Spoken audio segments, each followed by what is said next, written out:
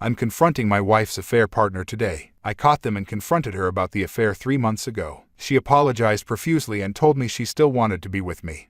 Wanted to save our marriage, counseling, etc. We've been in couples and individual counseling. She's outwardly told me all the right things. She loves me and only me, wants to fix things. Doesn't want a divorce, etc. She gave me access to her phone but told me she doesn't want to catch me sneakily going through it. She swears up and down that she's on the straight and narrow to repairing our broken trust. Except, she is still seeing him. I found out, and kept it to myself. I plan to serve her divorce papers tomorrow. But first I'm going to confront her AP to see what other lies she's been telling me. I know they've talked on the phone a dozen times since I found out and told her she had to go no contact. She swears she hasn't been in contact with him, but the phone records don't lie. They text almost every day. She's obviously deleting them from her phone because I haven't seen them there. But she doesn't know deleting them on her phone doesn't delete them from her iPad. So at the moment, I'm sitting in a car outside of his house, waiting for him or his wife to leave for work. If he leaves, I'm going to follow him to where he works and confront him there. If she leaves first, I'm going to go knock on his door. Update.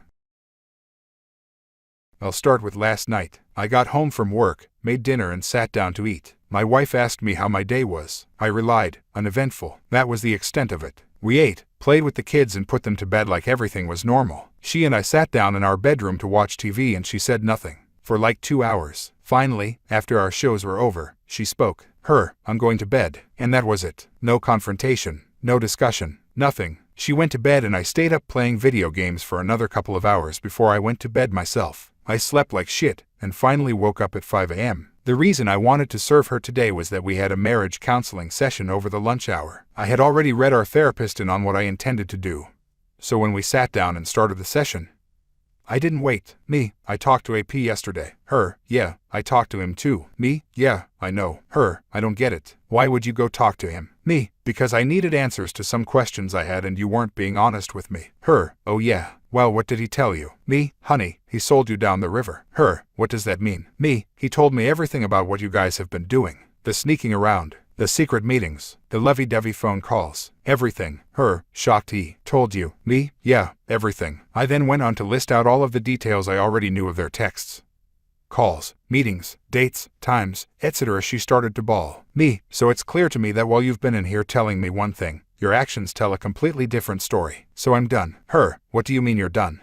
Hands her divorce papers. I want a divorce. She took the paperwork in her hands like it was a venomous snake and stared at it. She then looked to the therapist for help. How do I fix this? I don't want a divorce. I want you. I want our life. I want to stay. Therapist, do you see where confronting a P is coming from? When your words and your actions are telling conflicting stories, you always believe the actions, not the words.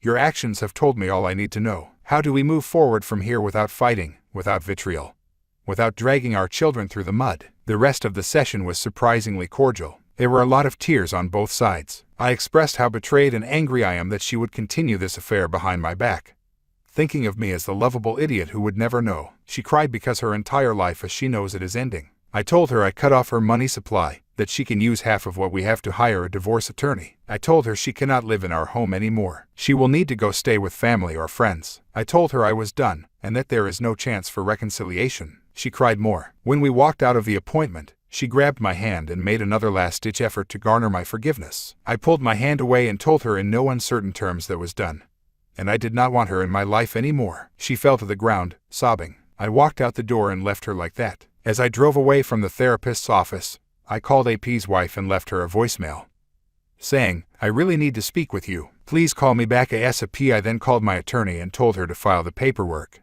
but to hold on the TRO unless things got ugly. My wife called and texted me several times after I left. I let them go to VM and haven't listened to them yet. I felt dead inside as I drove to her parents' house. Before I walked in, my phone rang. It was AP's wife, calling me back. He hadn't said anything to her. I told her I needed to meet with her in person. Could I meet up with her in an hour? She said yes, and we set a place and time. I walked into her parents' house and told them everything. Her mom started to bawl immediately. Her dad sat there, stone-faced. I told them that I love her and I tried to make it work, but that I refused to stand there while she continued to cheat on me behind my back. They were so totally shaken that it was hard to gauge their feelings. I told them that I wouldn't slander her or spread the truth around our friends and family, but that they needed to know the truth about why we are divorcing. I told them that I don't expect them to support me in all of this, and frankly I want them to support her because she's going to need it. This all goes back to my kids. If she cannot afford a decent place to live, I don't want my kids living in squalor during the time they spend with her. Her parents can, and will, support her financially. I told them I loved them, and that I would miss our relationship. Her dad and I shook hands and I hugged her mom before I left. Then I drove to the meeting place to meet AP's wife. I'm sitting in the car now, waiting for her to show up. I plan to tell her, show her the video if need be, and let her make the decision on how to proceed from there. If she needs me to be a source of emotional support, I will offer that. No one should have to suffer through this alone. So that's been my day. I still have to meet with AP's wife, pick up my kids from school and change the locks on my house. I have a security system set up at home, so if she chooses to steal or damage anything, it will be on video. She knows that, too, so I'm not too worried about it. More to come. Update 2. So shortly after I posted my last update, AP's wife showed up to our meeting place. I could tell she knew something was up as soon as I got out of the car. She tried playing it off, friendly-like, but I could tell she knew something was up. I told her, I have something I need to tell you. It's not going to be fun or easy to hear, and I'm sorry that this is happening to you. To us, my wife and your husband have been having an affair. She started to sob immediately. I had to continue. I found out about it 3 months ago. At that, her head snapped up and she had rage in her eyes. 3 fucking months ago. Why the fuck are you just telling me now? So I had to explain how I found out, what I did when I confronted my STBXW, and how we were going through marriage counseling to save our marriage. She listened, nodding until I got to the part where I found out that they were still seeing each other. Then she started crying again. Look, I have to stop here for a second. I'm crying now, as I write this. I feel awful just putting this out in the world, like I'm spreading someone else's misery around. She did nothing to deserve this. Truth be told, I feel absolutely horrible about telling her. She had no idea. She told me she was wondering why I called her, and she figured it was something bad about her husband. But she had no idea that the affair was going on, that it was happening with my wife, that I had caught them, or that they had continued the relationship after being outed. Her entire world was crushed. And then I asked if she wanted to see the video. I have to laugh, actually. She thought I had a sex video of the two of them, and at first was disgusted that I would even offer to show that to her. No, I responded. I met with AP yesterday and confronted him about all of this, and he admitted to it. I have a video of our conversation. She thought about it for a moment and said that she wanted to see it. I had taken some time yesterday to edit the video down, since it was roughly 20 minutes of him hemming and hawing and lying and denying things. I had edited a few choice pieces into a roughly 60-second clip, which I played for her. In it, he apologizes to me, tells me he fucked up, and shares a few more details about their ongoing relationship. She started crying again as soon as I hit play and she saw his face, and I stopped it and asked if she was sure. She was, and I let the video play out. At this point, there wasn't much more to say. I told her how sorry I was to be the person telling her. She thanked me for opening her eyes. I told her I knew exactly how she felt, because I was feeling the same things 3 months ago when I found out. I told her that if she needed to talk, if she needed to vent, if she wanted to scream obscenities, she could call me and I would be there for her. She thanked me, we hugged, and left it at that. I honestly don't know what she is going to do now, but I'm sure it won't be good news for P. I truly feel awful for her, and for her children. I hopped in the car and headed home. My phone had been blowing up during our conversation. My STBXW had been trying to reach me since I left her earlier today. I had checked the security footage at home, and she hadn't been home yet. So I headed there. When I got there, she was sitting in the driveway smoking. As soon as she saw my car, she started screaming. You told my fucking parents, you lowlife piece of shit. I hit record on my phone and stuck it in the front pocket of my shirt so I could get it all on video. I got out of the car in the driveway and answered her. Yes, I did. They deserve to know the truth about why we are divorcing. I didn't lie or make anything up. I told them the truth, and I told them that they should love and support you through all of this. Took the wind right out of her sails. She went from rage to being a bawling mess in seconds. She kept apologizing, asking what she could do to fix things, telling me she never wanted any of this, etc., etc., etc. I listened, and when she finally ran out of things to say, I responded. I told you everything I had to say at the therapist's office today. I have nothing more to say about this. I'll pick up the kids from school and feed them dinner. You're welcome to get some things, but you cannot stay here tonight. I suggest staying with your parents. At this, she got angry. You can't keep me from my children. No, I responded. I don't intend to keep you from our children. But given the state you are in right now, I don't think it would be a good idea for them to see you like this. I'll tell them you went to stay with Graham and Gramps for a few days because Gramps has been sick and Graham needs some help around the house. They will understand that, and they won't question it. But we need to decide how and when we are going to tell them about this.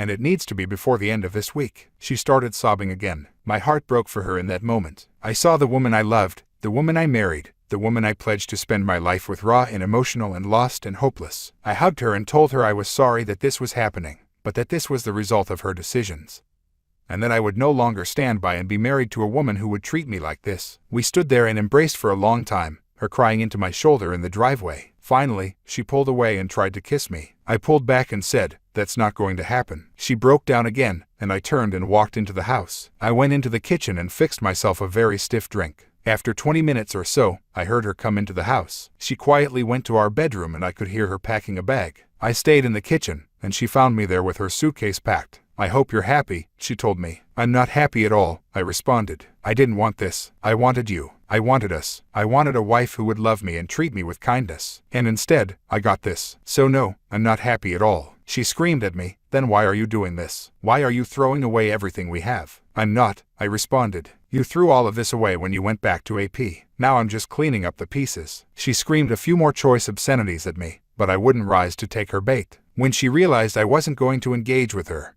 she left, slamming the door so hard it knocked a picture frame off of the wall in the back hallway. I heard her screech out of the driveway, and she left. I finished my drink and replayed the video of her screaming and cursing at me. If things get bad, I've got enough video evidence to keep myself protected legally. I picked up the kids after school and brought them home. I explained that Mom is going to be staying with G&G for a few days. The kids were sad, but didn't ask questions. We played, ate dinner, and they are getting ready for bed. I haven't heard from STBXW, AP or AP's wife in several hours. The house is going to be very quiet once the kids go to bed, and frankly, I may sit here with my bottle and just pour myself a few more drinks before bed.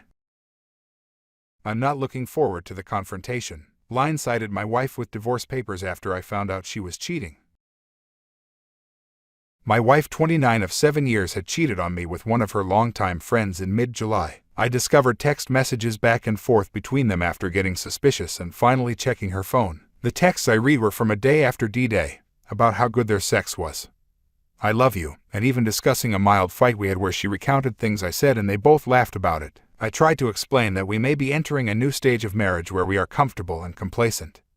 It might feel a little boring, but maybe that's just how things get once you're married for more than a few years. But she is convinced that is wrong and we've drifted apart, despite spending our days together full of good conversation, good sex, etc. She doesn't know that I know. I've talked to a lawyer and have divorce papers in the works. Note, this is the second time she did this. The first time she cheated when we were dating. We had a 6-month split, worked things out, got back together, and later married. On the rare occasions we talk about her past infidelity, I've told her if she ever does it again, we're done. We've been fine for 6 years with no problems. About a year ago she began getting a little colder and wouldn't accept my affection. Things like she didn't hug me back at all. I guess this distance culminated in her affair. Fast forward to today, I've known for 3 weeks and have been waiting for paperwork before confronting her. At first she was clearly not interested in me, but this week she seems to be feeling more guilty about her actions and a little more interested in me. She has been trying to do what she can to make up for her actions in her own way, all without us never talking about it. Like washing dishes, cleaning, cooking, all while refusing any help. It's like she is punishing herself. In my mind she has completely betrayed me and I can no longer trust her. She has caused me such pain and cannot possibly love me if she is able to do all that.